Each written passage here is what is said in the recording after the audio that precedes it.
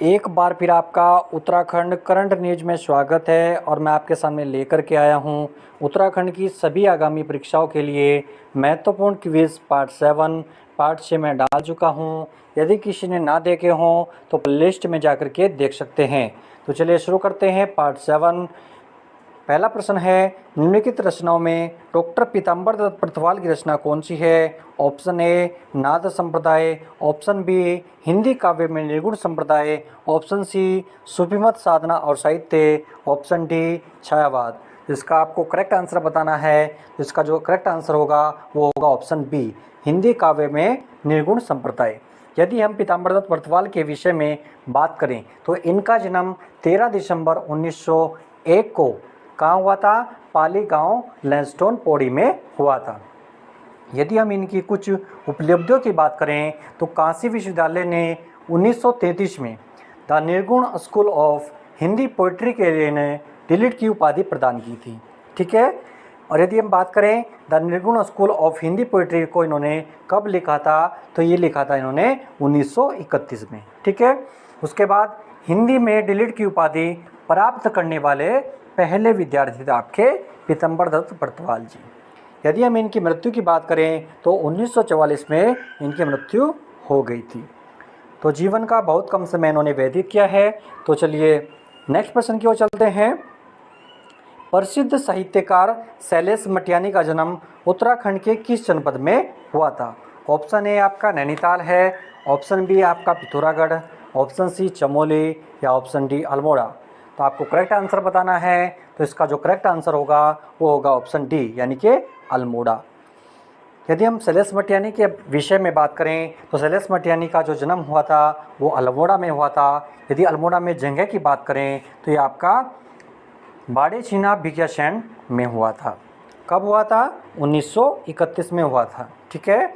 यदि इनके वास्तविक नाम या मूल नाम की बात करें तो इनका जो मूल नाम था वो था आपका रमेश चंद्र मटियानी। ठीक है। यदि हम इनकी कुछ उपलब्धियों के बारे में बात करें तो 1992 में कुमाऊं विश्वविद्यालय ने इन्हें डिलीट की उपाधि प्रदान की थी। ठीक है। और एक इन्हें पुरस्कार भी मिला था 1984 में मुठभेड़ उपन्यास था इनका, उसके लिए इन्हें फणीश्वरनाथ रेणु पुरस्कार प्रदान किया गया था। ठीक है। यदि हम इनकी मृत्यु की बात करें तो 2001 में शैलेश मटियानी की मृत्यु हो गई थी। तो चलिए नेक्स्ट प्रश्न की ओर चलते हैं। निम्नलिखित में से किसे इंसाइक्लोपीडिया ऑफ उत्तराखंड के नाम से जाना जाता है? Option A Manglesh Dabral, option B Shiv Prasad Dabral, option C Virendra Dangwal या ऑप्शन डी गोविंद चातक। तो इसका सही आंसर क्या होगा? तो वो होगा ऑप्शन बी शिव प्रसाद डबराल को इंसाइक्लोपीडिया ऑफ उत्तराखंड के नाम से जाना जाता है। इन्हें एक और नाम से जाना जाता है वो है आपका चारण। ठीक है। चारण के नाम से भी शिव प्रसाद डबराल को जाना जाता है। ठीक है। नेक्स्ट प्रश्न की ओर चलते हैं। बद्रीदत्त पांडे का संबंध निम्न में से किस समाचार पत्र से है? Option A Haridwar Samachar, option B Garhwal post, option C Janata Sandesh या ऑप्शन डी अल्मोड़ा अखबार। ठीक है। तो बद्रीदत्त पांडे का संबंध आपको बताना है। तो इसका जो करेक्ट आंसर होगा वो होगा आपका अल्मोड़ा अखबार। यदि हम अल्मोड़ा अखबार की स्थापना की बात करें, अल्मोड़ा अखबार कब प्रकाशित किया गया था? तो ये किया गया था आपका 1871 में। ठीक है। और यदि बद्रीदत्त पांडे का संबंध यहाँ से पूछा जाए तो 1913 से 1918 तक बद्रीदत्त पांडे अल्मोड़ा अखबार के संपादक रहे हैं। ठीक है। यदि हम बात करें कि 1918 में जब ये बंद हो गया था तो कौन सा अखबार यानी कि कौन सा पत्र निकाला गया था? तो शक्ति अखबार निकाला गया था। कब निकाला गया था? 15 अक्टूबर 1918 को। ठीक है। नेक्स्ट प्रश्न की ओर चलते हैं। सुमन स्मृति ग्रंथ के लेखक कौन है? ऑप्शन ए डॉक्टर भक्त दर्शन, ऑप्शन बी हर्षदेव ओली, ऑप्शन सी बद्रीदत्त पांडे या ऑप्शन डी बैरिस्टर मुकुंदलाल। उसका जो सही आंसर होगा वो होगा आपका ऑप्शन ए डॉक्टर भक्त दर्शन। तो नेक्स्ट प्रश्न है। निम्नलिखित में से किसका संबंध जोहार घाटी से है? ऑप्शन ए आपका doctor Sher Singh Pangti, option B आपका गंगादत्त उप्रेती, ऑप्शन सी आपका देवकी नंदन पांडे या ऑप्शन डी आपका उपरोक्त में से कोई नहीं। तो आपको करेक्ट आंसर बताना है। तो ये आपका किससे संबंधित है? वो है आपका डॉक्टर शेर सिंह पांगती से। यदि हम बात करें कि जोहार घाटी कहाँ है, किस जिले में पड़ती है, तो ये आपका पिथौरागढ़ में पड़ती है। ठीक है, नेक्स्ट प्रश्न की ओर चलते हैं। पद्मश्री शिवानी गौरा पंत कौन थी? ठीक है, ऑप्शन ए इतिहासकार, ऑप्शन बी दार्शनिक, ऑप्शन सी वैज्ञानिक या ऑप्शन डी लेखिका। तो इसका जो करेक्ट आंसर है वो है ऑप्शन डी, लेखिका थी। ठीक है, यदि हम शिवानी गौरापंत शिवानी जी के बारे में बात करें तो इनका जन्म 17 अक्टूबर 1923 को राजकोट गुजरात में हुआ था। ठीक है, और कौन से दिन हुआ था? विजयदशमी, विजयदशमी यानी कि दशहरा के दिन हुआ था। ठीक है, यदि हम इनकी कुछ उपलब्धियों की बात करें तो इनकी जो पहली रचना थी 12 साल की उम्र में, 12 साल की उम्र में अल्मोड़ा से निकलने वाली जो नटखट पत्रिका थी वो इनकी आपकी 1935 में छपी, यानी कि 1935 में छपी थी। ठीक है, और बहुत सी इनकी जो है उपन्यास हैं, धारावाहिक हैं, संस्मरण हैं, तो काफ़ी कुछ जो है इन्हें प्राप्त हुआ है। और पद्मश्री की बात यहाँ पे की गई है तो पद्मश्री इन्हें मिला था 1982 में। ठीक है, 1982 में इन्हें पद्मश्री प्राप्त हुआ था। ठीक है, उसके बाद नेक्स्ट प्रश्न की ओर चलते हैं। प्रसून जोशी इनमें से किस क्षेत्र में प्रसिद्ध हैं? प्रसून जोशी, ऑप्शन ए आपका विज्ञान तथा तकनीकी, ऑप्शन बी आपका फिल्म तथा मनोरंजन, ऑप्शन सी आपका क्रीड़ा या ऑप्शन डी आपका पत्रकारिता। ठीक है, तो आपको बताना है किससे संबंधित है, तो इसका जो करेक्ट आंसर होगा वो होगा आपका फिल्म तथा मनोरंजन। ठीक है, उसके बाद नेक्स्ट प्रश्न की ओर चलते हैं।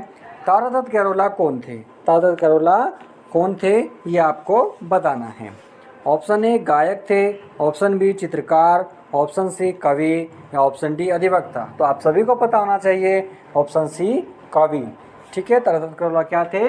तारादत्त गैरोला आपके कवि थे।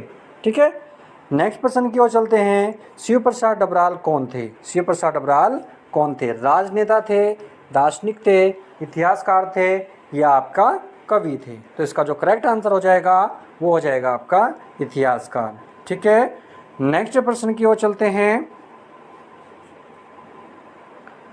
सुमित्रा नंदन पंत को निम्नलिखित में से किस रचना के लिए ज्ञानपीठ पुरस्कार से सम्मानित किया? ये प्रश्न हमने पार्ट 6 में भी डिस्कस किया था। तो नंबर ए ऑप्शन ए आपका लोकायतन, ऑप्शन बी आपका वीणा, ऑप्शन सी आपका चिदम्बरा या ऑप्शन डी आपका पल्लव। तो इसका जो आंसर सही होगा वो होगा ऑप्शन सी चिदम्बरा।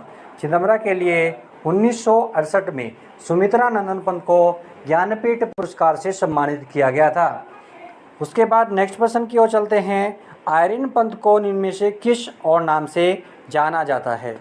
अल्मोड़ा की बेटी, कुमाऊं की रानी, पाकिस्तान की बहू या डी ए और सी यानी कि दोनों। तो आप सभी को पता होना चाहिए आयरन पंत। आयरन पंत कौन थी?